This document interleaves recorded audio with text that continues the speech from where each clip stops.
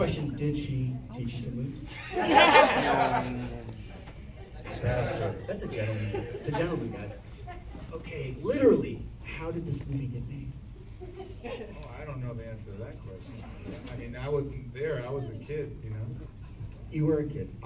Going back to something I said before the screening, there probably wasn't a ton of candidates that could have filled this role. Were you like up against your friends? Like, how did this movie come to you? No, I heard about it through the grapevine because I was competing in all over the place, and everybody was saying they wanted to be get the part, you know. And I said, what is this? What are you talking about? And they said, it's a movie, you know, where you been? There's a movie they're casting. And I said, what movie is that? And they said, Last Dragon. They look for a black kid, you know, he's going to be doing Kung Fu and stuff. And I just went crazy. Everybody, all the kids, you know. And it was a mission to find out how to get an audition and everybody else, you know, yeah, eventually I did get in there. And it was your first film, and at any point did you realize that this whole movie's riding on you, and how do you not turn into a giant egotistical monster? Well, what it is you don't have time for that. You gotta, you know, everybody was there, everybody was excited to be part of the film, and they were serious about doing a good job, you know, and it was just that mode, you know, there's no time to think, you know. And what struck me is that I read this was your first acting job. Yeah. And you were surrounded by some pretty well-versed character actors, even the kids that have been around, great, right? It's great. How was it working with folks that were like so much more experienced than you in terms of that? Yeah, I mean, the funniest one was Julius, you know, show enough. You know, he would make me laugh all the time. You know, not intentionally. I was just cracking up every time I saw him. And, you know, just imagine he walked by and he's eating a sandwich or something, and he's like telling the bees to go tell him to sit down. You know, wherever he were, you know, they were in character. So I'd be cracking up, and he knew, you know, as an actor, he said, well, you know, I don't know that he thought this way, but I know what he was doing, and he realized there's no edge between me and him because I'm laughing all the time. So he's probably thinking on the screen it's not going to look right because I'm looking at two at ease when I'm with him. So he used to start trouble with me, you know.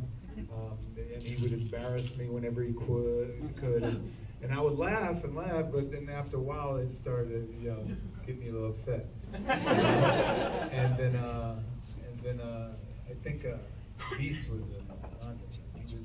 I was in the motor over here, and Beast was there, and we just talked, and Julius came in, and he started trouble again, and he said, you know, I don't think you can fight, you know, that type of stuff, you know. Oh God. I said, well, you know, keep it up, you'll see, you know.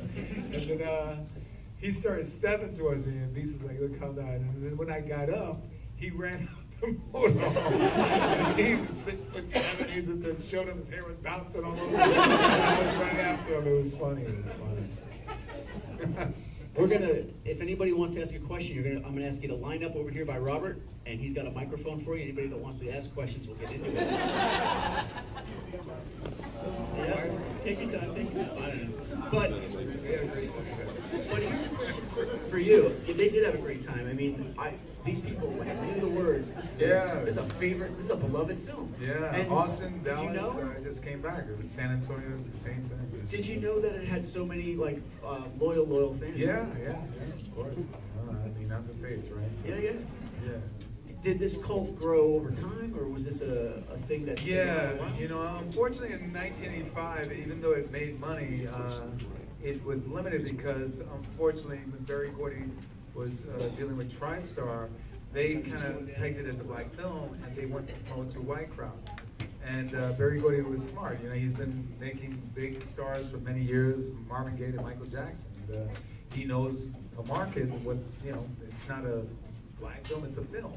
You know, and once you peg it like that, then you're not going to get the crowd. So it really built its popularity over time in the 90s in HBO. You know, playing it all the time. And I mean, I've been, you know, actually about 8 years ago or so, I was asked on the Roanoke, Virginia, it was all white crowd, you know? It's like, and they feel just the same way. You know? Yeah, it was amazing. It's got to be gratifying to see like this. The film that was kind of just maybe not a huge budget. Right. It was a exploitation film, quote unquote, but to become this sort of beloved classic 30 years Right. later. How's Right. that feel? Yeah, it's wonderful.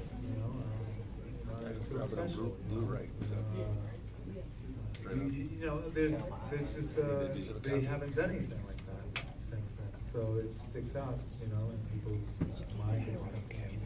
It is a singular film. Like you're trying to think of another movie that's sort of like it, and kind of coming up it. So Right. You can think of other comedies or things like that. There's some humor, but the whole big picture. Yeah. All right. So I've got folks over here that want to ask you a question.